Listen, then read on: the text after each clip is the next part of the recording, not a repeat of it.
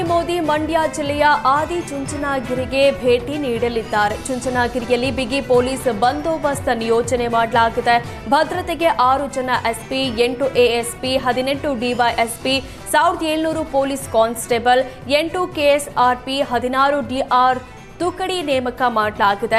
ಕಾರ್ಯಕ್ರಮಕ್ಕೆ ಸುಮಾರು 1 ಲಕ್ಷ ಜನ ಸೇರುವ ನಿರೀಕ್ಷೆ ಇದ್ದು ಒಟ್ಟು 2,500ಕ್ಕೂ ಹೆಚ್ಚು ಪೊಲೀಸರ ನಿಯೋಜನೆ ಮಾಡಲಾಗಿದೆ.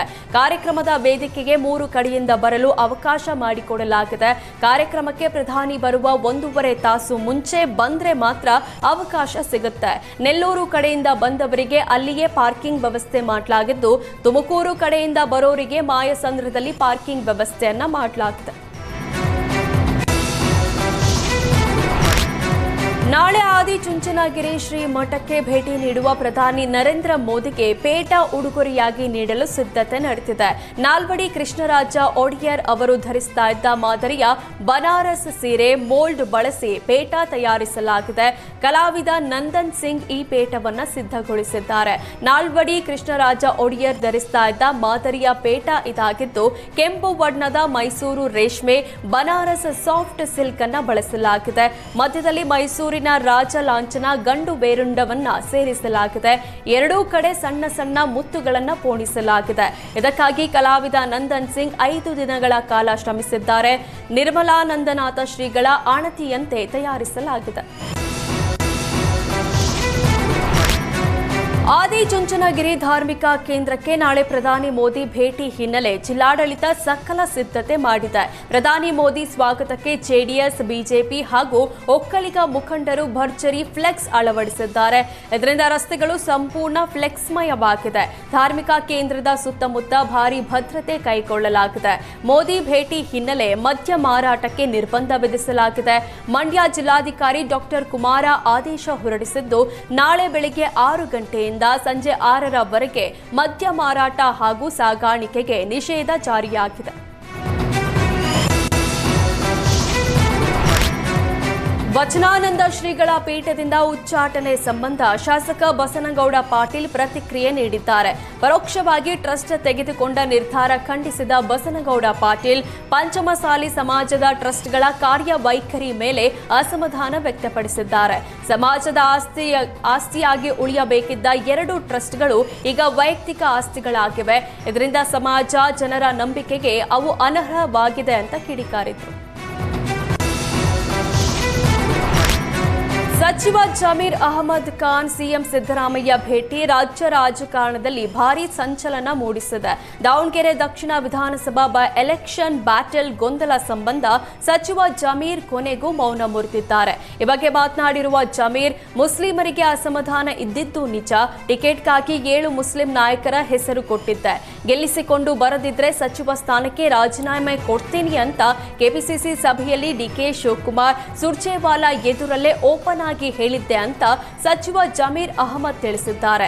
ಇದೇ ವೇಳೆ, ನಾನೊಬ್ಬ ಸಾಮಾನ್ಯ ಕಾರ್ಯಕರ್ತ, ನಾನು ಯಾವತ್ತೂ ಲೀಡರ್ ಆಗೋದಕ್ಕೆ ಹೊರಟಿಲ್ಲ, ನಾನೇ ಲೀಡರ್ ಅಂತ ಹೇಳಿಕೊಂಡಿಲ್ಲ ಎಂದಿರುವ ಜಮೀರ್ ರಿಜ್ವಾನ್ ಅರ್ಷದ್ಗೆ ಟಾಂಗ್ ಕೊಟ್ಟಿದ್ದಾರೆ. ಈಗ ಅವರು ಹೇಳ್ಕೊಂಡ್ರೆ ನಾನೇನು ಮಾಡಲಿ? ನಾನೊಂದು ಎಂದು ಬಾಯಿಲ್ ಹೇಳಿಲ್ಲ. ನಾನೇನಂದೆ? ಈಗ ನಾನೊಬ್ಬ ಕಾಂಗ್ರೆಸ್ ಪಕ್ಷದ ಸಾಮಾನ್ಯ ಕಾರ್ಯಕರ್ತ, ಜನ ಸೇವಕ. ನಾನು ಜನ ಸೇವಕ. ನಾವು ನೋಡ್ರಿ, ಇದು ಮುಚ್ಚುಮರಿ ಏನಿಲ್ಲ. ಏನು ಕ್ಲೋಸ್ ಡೋರಲ್ಲಿ ಒಂದು ರೂಮಲ್ಲಿ ಕೂತ್ಕೊಂಡು ಮಾತಾಡಿದಿಲ್ಲ. ಓಪನ್ 20ನೇ ತಾರೀಕಿಗೆ, ಹೋದ ತಿಂಗಳು 20ನೇ ತಾರೀಕಿಗೆ KPCCಯಲ್ಲಿ ಮಾನ್ಯ ಸುರ್ಜೇವಾಲಾ ಅವರು, ಡಿಕೆ ಶಿವಕುಮಾರ್ ಅವರು ಮೀಟಿಂಗನ್ನು ಕರೆದಿದ್ರು. ಎಲ್ಲ ಮುಖಂಡರು ಇದ್ದರು. ದಾವಣಗೆರೆ 200 ಜನ ಮೇಲೆ ಎಲ್ಲ ಮುಖಂಡರು ಬಂದರು. ಬ್ಲಾಕ್ ಅಧ್ಯಕ್ಷರು ಬಂದಿದ್ದರು. ಆಲ್ಮೋಸ್ಟ್ ಎಲ್ಲ ಅಲ್ಪಸಂಖ್ಯಾತರು ಮುಖಂಡರುಗಳು ಬಂದಿದ್ದು. ಓಪನ್ ಸಭೆಯಲ್ಲಿ ಹೇಳಿದ್ದೀನಿ, ನಾವು ದಯಮಾಡಿ ಮುಸಲ್ಮಾನ್ ಕೊಡಿ ಸರ್. ನೀವು ಸಿಗ್ಗೊಂದಲ್ಲೂ ನಾವು ಕೇಳಿ ತೊಗೊಂಡ್ವಿ, ನೀವು ಕೊಟ್ರಿ, ನಾವು ಗೆಲ್ಸ್ಕೊಂಡು ಬರ್ತೀವಿ.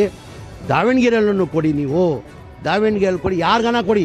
ಓಪನ್ ಸಭೆಯಲ್ಲಿ ಹೇಳಿರೋದು ನಾನು. ಏನು ಕ್ಲೋಸ್ ಡೋರಲ್ಲಿಲ್ಲ. ರಿಜ್ವಾನು ಇದ್ದರು, ನಾಸೀರ್ ಹುಸೇನ್ ಇದ್ದರು, ಸಲೀಂ ಅಹಮದ್ ಇದ್ದರು, ನಸೀರ್ ಅಹಮದ್ ಇದ್ದರು, ಎಲ್ಲರೂ ಇದ್ದರು, ಹಾರಿಸ್ ಅವರಿದ್ದರು. ಎಲ್ಲ ಓಪನ್ ಆಗಿ ಪಬ್ಲಿಕಲ್ಲಿ ಹೇಳಿರೋದು ನಾನು.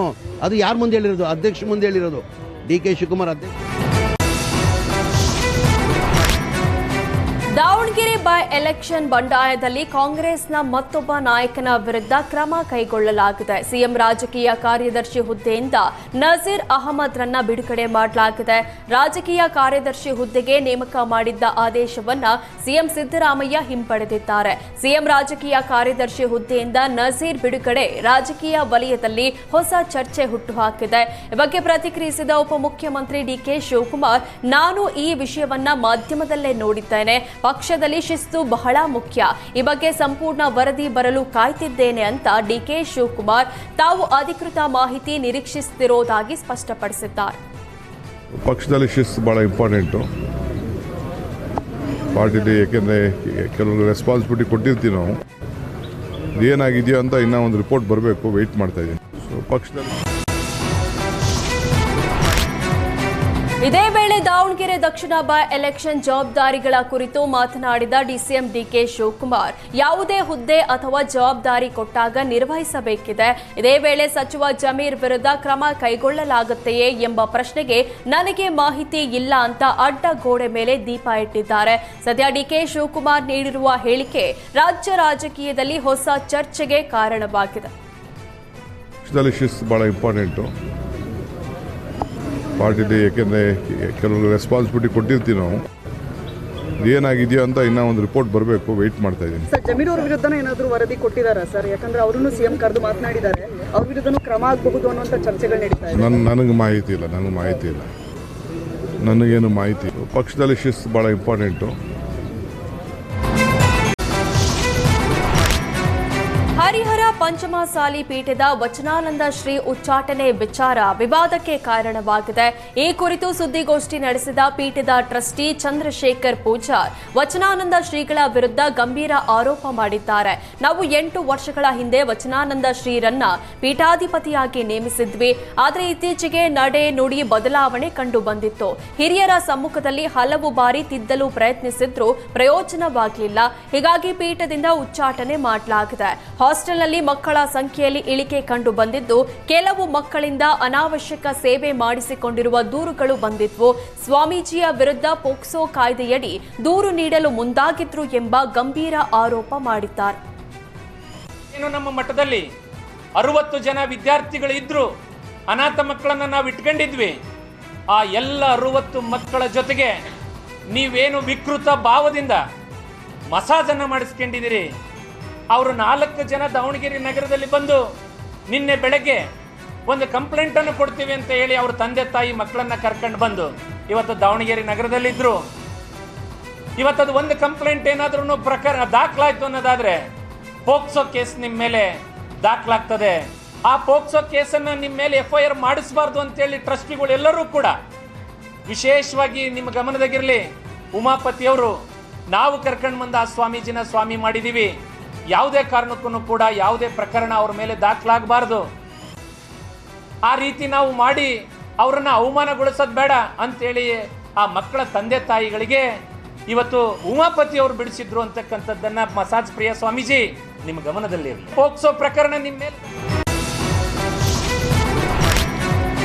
ಹರಿಹರ ಪಂಚಮಸಾಲಿ ಪೀಠದ ವಚನಾನಂದ ಶ್ರೀಗಳ ವಿರುದ್ಧ ಪೀಠದ trustee Chandrashekar audio video release ಮಾಡಿದ್ದಾರೆ. ಚಂದ್ರಶೇಖರ್ ಪೂಜಾರ್ ಬಿಡುಗಡೆ ಮಾಡಿರುವ ಆಡಿಯೋ ಹೊಸ ವಿವಾದ ಹುಟ್ಟುಹಾಕಿದೆ. ಮಕ್ಕಳಿಗೆ ಸ್ವಾಮೀಜಿ ಅವಾಚ್ಯ ಶಬ್ದಗಳಿಂದ ಬೈದಿರುವ ಆಡಿಯೋ ಹಾಗೂ ವಿಡಿಯೋಗಳು ರಿಲೀಸ್ ಮಾಡಿರುವ ಚಂದ್ರಶೇಖರ್ ಪೂಜಾರ್, ಮಕ್ಕಳಿಗೆ ವಚನಾನಂದ ಶ್ರೀಗಳು ಅವಾಚ್ಯ ಶಬ್ದಗಳಿಂದ ಮಾತಾಡ್ತಾ ಇದ್ರು.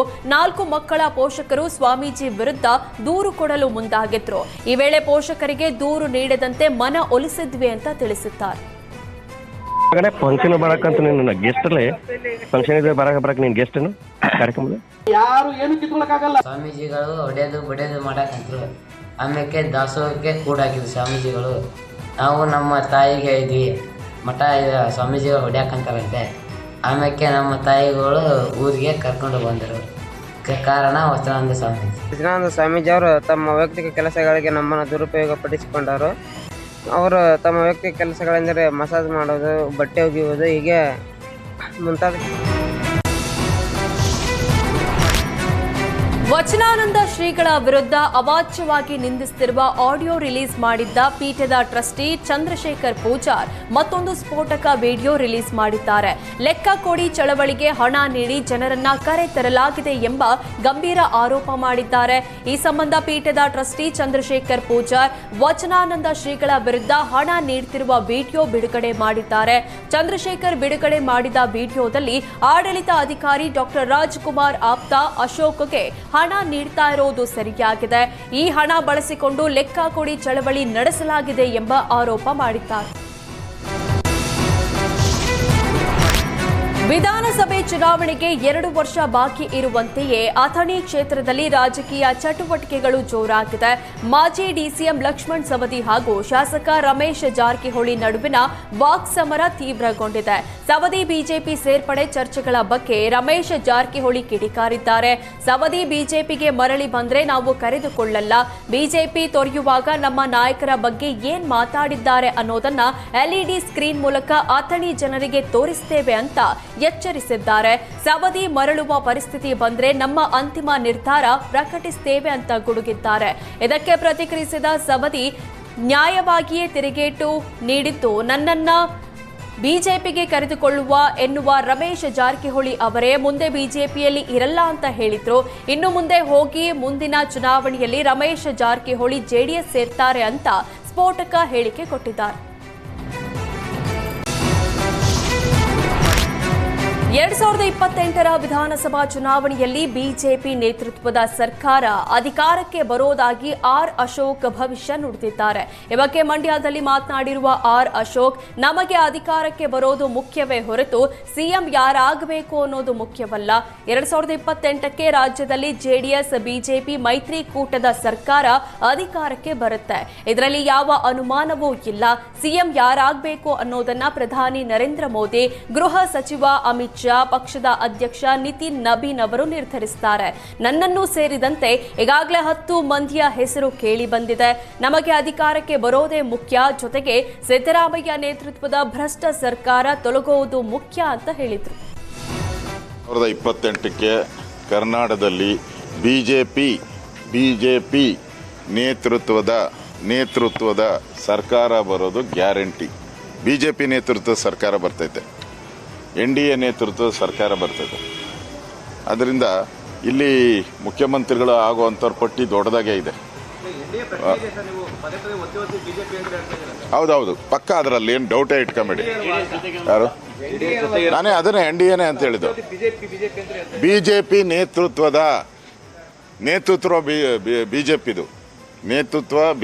ಬಿಜೆಪಿ ನೇತೃತ್ವದ ಸರ್ಕಾರ ಕರ್ನಾಟಕದಲ್ಲಿ ಬರುತ್ತೆ. ಇದು ಪ್ರಶ್ನೆನೇ ಇಲ್ಲ. ಇರುತ್ತೆ, ಪ್ರಶ್ನೆನೇ ಇಲ್ಲ. ಈಗಿದೆ ಅಲ್ಲ, ಪಾರ್ಲಿಮೆಂಟಲ್ಲೂ ಅವ್ರಿಗೆ ನಾವು 28 ಸೀಟಲ್ಲಿ 4 ಸೀಟು ಕೊಟ್ಟಿದ್ರಿ ಅವ್ರಿಗೆ. ಪಾರ್ಲಿಮೆಂಟಲ್ಲೂ 1, 2, 3 ಸೀಟ್ ಕೊಟ್ಟಿದ್ರಿ ಅವ್ರಿಗೆ. ಹೌದೌದು, ಬಿಜೆಪಿ ನೇತೃತ್ವದ ಸರ್ಕಾರ ಕರ್ನಾಟಕದಲ್ಲಿ ಬರ್ತದೆ, ಪ್ರಶ್ನೆನೇ ಇಲ್ಲ. ಯಾರು ಮುಖ್ಯಮಂತ್ರಿ ಆಗಬೇಕು ಅನ್ನೋ ತೀರ್ಮಾನ ಮಾಡೋದು ನರೇಂದ್ರ ಮೋದಿಯವರು, ಅಮಿತ್ ಶಾ ಅವರು ತೀರ್ಮಾನ ಮಾಡ್ತಾರೆ. ಯಾಕಂದರೆ NDA ನೇತೃತ್ವದ ನಾಯಕತ್ವ ವಹಿಸಿರ್ತಕ್ಕಂಥವರು ನರೇಂದ್ರ ಮೋದಿಯವರು. ಅವ್ರು ಏನು ತೀರ್ಮಾನ ಮಾಡ್ತಾರೆ ಅದು. BJP ಆಶೀರ್ವಾದ ಇದ್ದರೆ ನಾನು ಕೂಡ ಆಗ್ಬೋದು. ನರೇಂದ್ರ ಮೋದಿಯವರು, BJP ಜನಗಳ ಆಶೀರ್ವಾದ ಇದ್ದರೆ ನಾನು ಕೂಡ ಆಗ್ಬೋದು. ಟೈರ್ ಬ್ಲಾಸ್ಟ್ನಿಂದ ರಸ್ತೆ ಬದಿ ನಿಂತಿದ್ದ ಲಾರಿಗೆ ಕೆಎಸ್ಆರ್ಟಿಸಿ ಬಸ್ ಡಿಕ್ಕಿ ಹೊಡೆದು 35 ಮಂದಿ ಪ್ರಯಾಣಿಕರು ಗಂಭೀರ ಗಾಯಗೊಂಡಿದ್ದಾರೆ. ತುಮಕೂರು ಜಿಲ್ಲೆಯ ಶಿರಾ ತಾಲೂಕಿನ ರಾಷ್ಟ್ರೀಯ ಹೆದ್ದಾರಿ 48ರಲ್ಲಿ ಭೀಕರ ರಸ್ತೆ ಅಪಘಾತ ಸಂಭವಿಸಿದೆ. ಶಿಡ್ಲಘಟ್ಟದಿಂದ ಚಿತ್ರದುರ್ಗದತ್ತ ಸಾಗ್ತಾ ಇದ್ದ ಕೆಎಸ್ಆರ್ಟಿಸಿ ಬಸ್ ಚಾಲಕನ ನಿಯಂತ್ರಣ ತಪ್ಪಿ ಲಾರಿಯ ಹಿಂಭಾಗಕ್ಕೆ ಡಿಕ್ಕಿ ಹೊಡೆದಿದೆ. ಅಪಘಾತದಲ್ಲಿ ಗಾಯಗೊಂಡ ಪ್ರಯಾಣಿಕರನ್ನ ಶಿರಾ ಸರ್ಕಾರಿ ಆಸ್ಪತ್ರೆಗೆ ದಾಖಲಿಸಿ ಚಿಕಿತ್ಸೆ ನೀಡಲಾಗುತ್ತಿದೆ. ಸಚಿವ ಸಂಪುಟ ವಿಸ್ತರಣೆ ಚರ್ಚೆ ನಡುವೆ ಬಳ್ಳಾರಿ ಜಿಲ್ಲೆಯ ಶಾಸಕರು ದೆಹಲಿ ನಾಯಕರ ಭೇಟಿ ಕೆರಳಿಸಿದೆ. ಶಾಸಕ ಬಿ ನಾಗೇಂದ್ರಗೆ ಅವಕಾಶ ನೀಡಿ, ಇಲ್ಲವಾದ್ರೆ ನಮಗೆ ನೀಡಿ ಅಂತ ಜಿಲ್ಲಾ ಶಾಸಕರು ಒತ್ತಾಯಿಸಿದ್ದಾರೆ. ಅಖಂಡ ಬಳ್ಳಾರಿ ಜಿಲ್ಲೆಯ 10 ಕ್ಷೇತ್ರಗಳಲ್ಲಿ 7 ಕಾಂಗ್ರೆಸ್ ಶಾಸಕರು, ಓರ್ವ ಪಕ್ಷೇತರ ಶಾಸಕಿ ಕೂಡ ಕಾಂಗ್ರೆಸ್ಗೆ ಬೆಂಬಲ ನೀಡಿದ್ದಾರೆ. ಹೀಗಾದ್ರೂ ಜಿಲ್ಲೆಗೆ ಸಚಿವ ಸ್ಥಾನ ಸಿಕ್ಕಿಲ್ಲ ಎಂಬ ಅಸಮಾಧಾನ ವ್ಯಕ್ತವಾಗಿದೆ. ಆರಂಭದಲ್ಲಿ ನಾಗೇಂದ್ರಗೆ ನೀಡಿದ್ರು. ವಾಲ್ಮೀಕಿ ಹಗರಣದ ಕಾರಣ ವರ್ಷದೊಳಗೆ ಸಚಿವ ಸ್ಥಾನ ಕಳೆದುಕೊಳ್ಳುವಂತಾಯಿತು. ಈಗ ಸಚಿವ ಸಂಪುಟ ವಿಸ್ತರಣೆ ಹಿನ್ನೆಲೆ ಬಳ್ಳಾರಿ ಜಿಲ್ಲೆಗೆ ಸಚಿವ ಸ್ಥಾನ ನೀಡಬೇಕೆಂಬ ಒತ್ತಾಯ ಕೇಳಿ ಬಂದಿದೆ.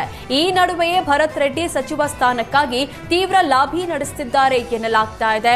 ಈಗಾಗಲೇ ಹಲವು ಹೈಕಮಾಂಡ್ ನಾಯಕರನ್ನ ಭೇಟಿ ಮಾಡಿರುವ ಭರತ್ ರೆಡ್ಡಿ ತಮ್ಮನ್ನ ಸಚಿವ ಸ್ಥಾನಕ್ಕೆ ಪರಿಗಣಿಸುವಂತೆ ಮನವಿ ಮಾಡಿದ್ದಾರೆ ಎನ್ನಲಾಗ್ತಿದೆ.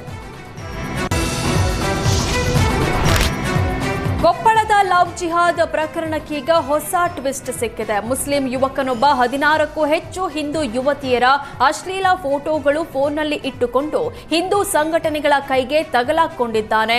ಸದ್ಯ ಹಿಂದೂ ಸಂಘಟನೆಗಳು ಪೊಲೀಸ್ ಠಾಣೆಯಲ್ಲಿ ದೂರು ದಾಖಲಿಸಿದ್ದಾರೆ. ಈತ ಹಿಂದೂ ಯುವತಿಯರನ್ನೇ ಟಾರ್ಗೆಟ್ ಮಾಡಿ ಲವ್ ಜಿಹಾದ್ ಮಾಡ್ತಾ ಇದ್ದ ಅಂತ ಹಿಂದೂ ಸಂಘಟನೆಗಳು ಆರೋಪಿಸಿ ಕೊಪ್ಪಳ ನಗರ ಠಾಣೆಯಲ್ಲಿ ಮುಸ್ತಫಾ ವಿರುದ್ಧ ದೂರು ದಾಖಲಿಸಿದ್ದಾರೆ.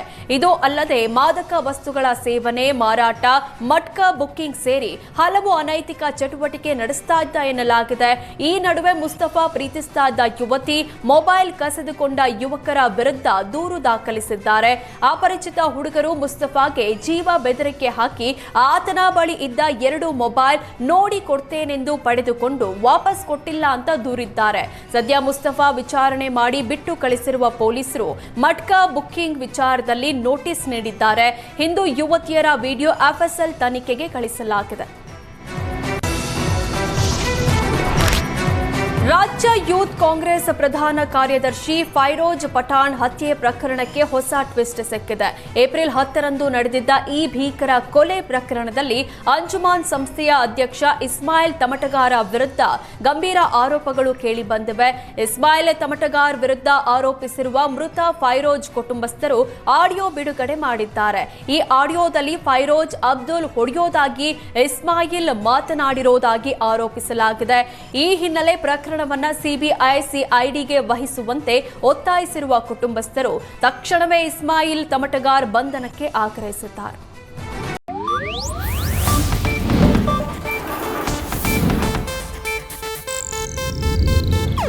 ಇದು ಏಷ್ಯಾನೆಟ್ ನ್ಯೂಸ್ ನೆಟ್ವರ್ಕ್ ಪ್ರಸ್ತುತಿ.